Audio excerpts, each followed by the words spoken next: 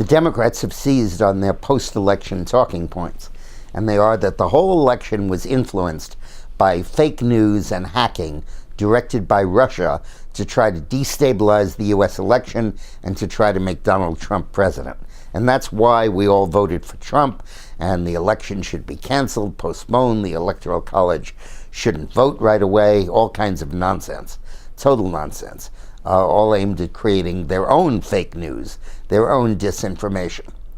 Let's be very clear about a couple of important things. First, there is no evidence that hacking by anybody, foreign power or some kid in the attic, monkeyed with the election returns themselves. Zero evidence. Zero evidence of fraud or of hacking or of inadvertent manipulation of the actual results.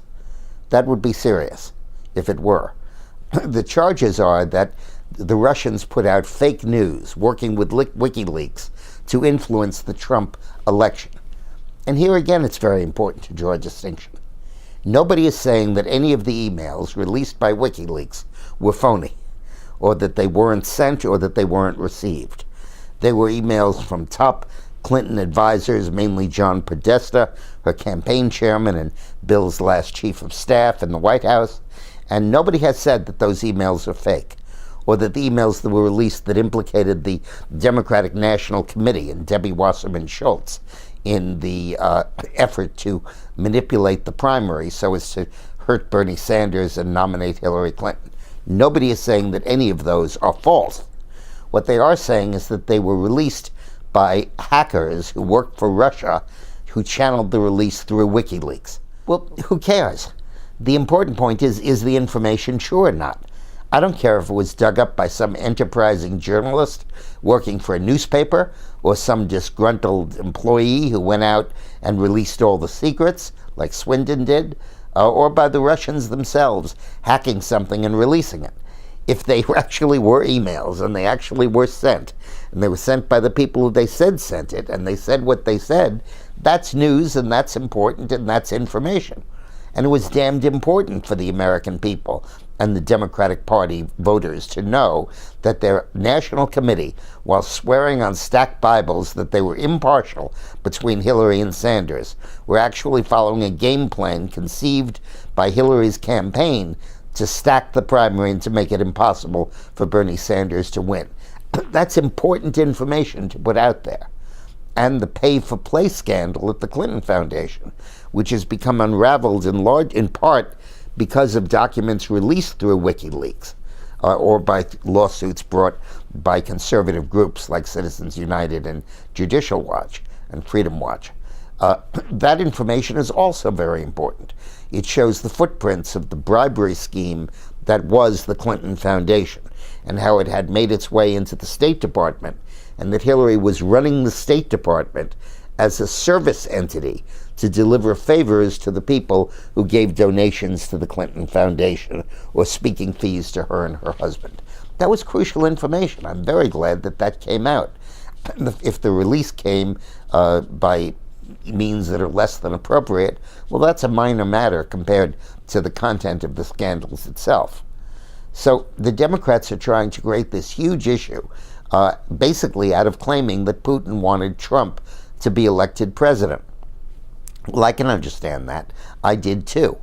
I think that Hillary as president would lead to premature reactions to a war, to a very unstable and zigzag American foreign policy, and I think that Trump may be making common cause with Russia against China. I think that what Trump is doing at this point in the selection of personnel and in his policy is kind of going to Putin and saying, hey, let's do what Nixon did, but do it in reverse. Nixon used China to discipline Russia and to stop the aid to North Vietnam. Well, let's do the opposite. Let's the U.S. work with Russia to reduce the influence of China and curb its economic and geopolitical appetite. That all makes sense. That's super politics, the way it should be directed. And if Putin saw it coming and thought that Trump might be better for him, well, that's fine. Now, if he tried to influence the U.S. election by phony news, by planting stuff that was untrue, by substantiating rumors that achieved wide credibility that turned out to be completely false, Well, that's something that's worth going after, but not if all he did was to release actual, true information. And while we're on the subject, the real fake information was from the New York Times and the media establishment, where day after day they printed stories that said Trump couldn't possibly win, his campaign was flailing, he was being rejected by conservatives, Hispanics were coming out in droves to vote against him, turnout was swelling among people who were opposed to Trump. That was all totally untrue, complete disinformation. The other disinformation was the non-information in not reporting the sweep trend for Trump among white high school educated men that transformed the politics of the northern industrial states and delivered so many of them to Trump's column.